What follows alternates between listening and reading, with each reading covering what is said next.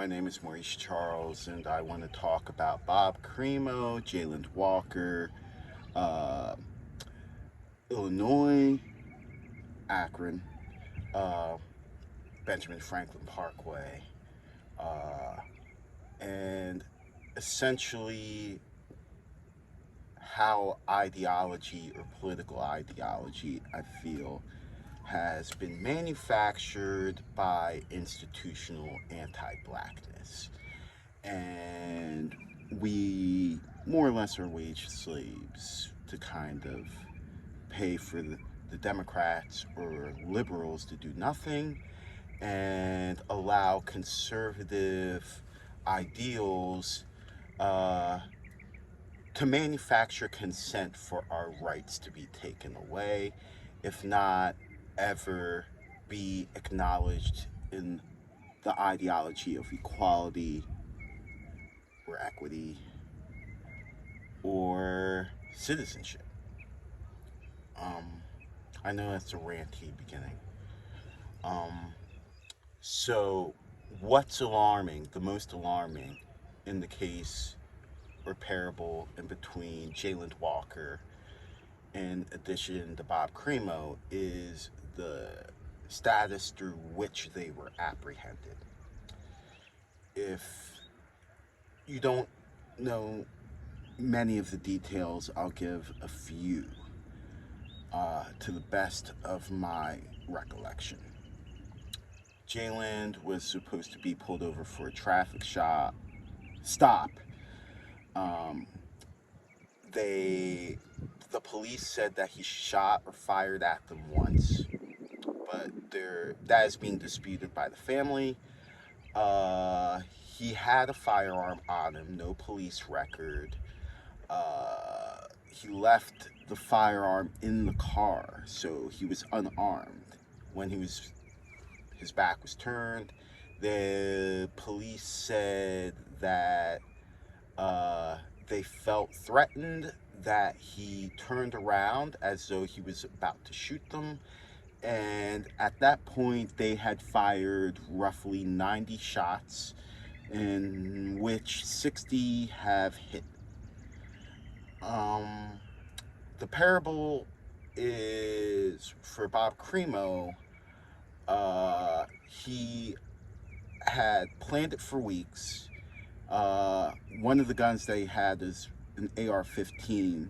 Uh, in some of the reporting, they report it more as a rifle rather than specifying that it was an AR-15.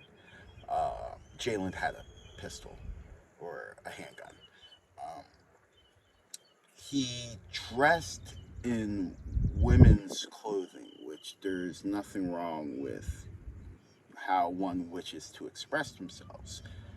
However, it's very frustrating to see uh, mass shooters in the position where they can co-opt uh, other people's visuals or languages uh, to make them seem more destructive without being a direct representative of that community. Um, I'm digressing. But yeah, he killed 7, injured 47, was apprehended, and there no bullet wounds, peaceful. So that in context with Ben Franklin. So I was in the city that day. Um, a friend asked me if I wanted to see the fireworks uh, at some point. Originally I'm supposed to go down and like get dinner or like eat and hang out. Uh, wanted to do we wanted to do some other stuff. He had different plans than I did. So I was just like, you know, phone's about to die. Might as well go back home. Um, and to hear that literally people celebrating July 4th in what is supposed to be a cradle of independence, like places like Philadelphia and Boston, and see that those spaces are not safe um, for anyone.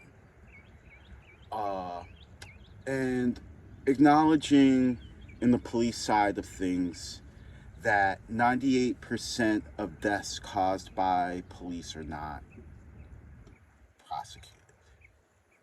So, and yet to see civilian, like the parable of how these individuals uh, are treated as civilians has to be noted. That maybe the police system is a subsidiary of what policing and plantation uh, work was. The same likes in the triangle trade where the abolitionists within West Africa were actually profiting by brokering deals. And as far as abolition, the residuals, if not restitutions and reparations from the lack of the trade, were contributed to the very same people who did the enslavement. So, I I just don't see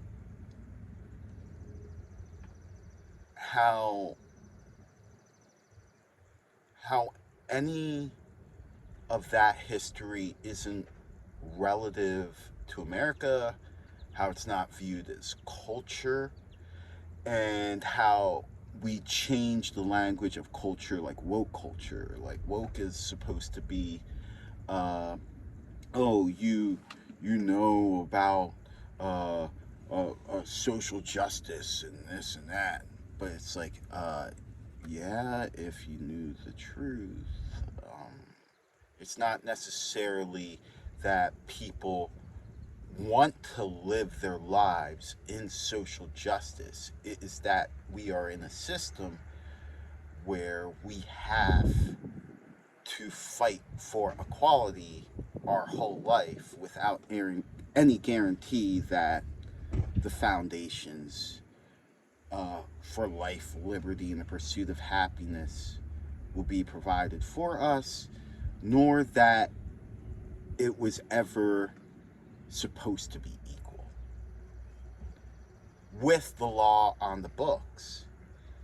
And in conservatism, it's like, oh, let's go back to what the founding fathers intended. I'm an originalist.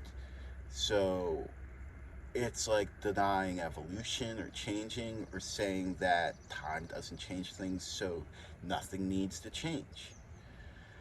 And for the Democrats, it's more or less that we acknowledge that we, as your government representatives, are being treated to the socialism that is deemed above what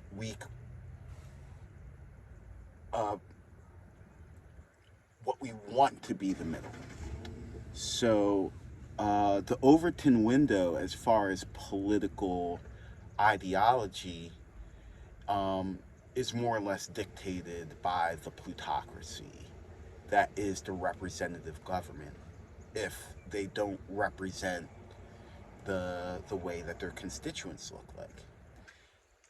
Those scenarios also lend to people who want to say things like the Great Replacement theory, and but those scenarios basically completely lock out the idea that before there was Canada, there were indigenous there.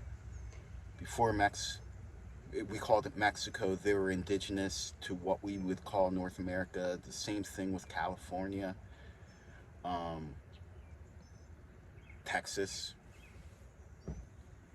and it it reinforces an international standard of things like colorism, whereas as long as there is someone at the bottom of the social pecking order, we will be content that we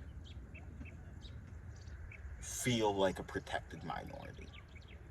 So that's why they talk about things like Latino vote, but it's never about like, oh, let's have a full census of every person on this land who is eligible to vote as a national. And it has to be reinforced because that would be democracy. One man, one vote, all accounted for. Uh, and popular vote wins, not electoral college, which is based off of fractions of slaves being counted into the census. Um, yeah, July 4th was not. It was not the fireworks that I hoped it would be for uh, for what I consider to be progress in the American democratic experiment. Um, and the context of whether people will ever stop to like do things in time, it becomes daunting with things like the Roe v. Wade and the EPA now being gutted. Like, uh, this is one thing that thoughts and prayers can't help. It takes action. But like the types of actions that are being gratified and endorsed and funded and advocated for are completely on the opposite side of the spectrum, which is what creates the conditions of what I believe to be socioeconomic depression. So that is why the economy of the United States, I believe, runs on socioeconomic depression of its constituents without accountability for international budget balance. As far as the context of economics and GDP are concerned, given resources to be allocated to the citizens of their selected countries, and there is a standard of living or livable wages to validate capitalism as it is currently working. Um,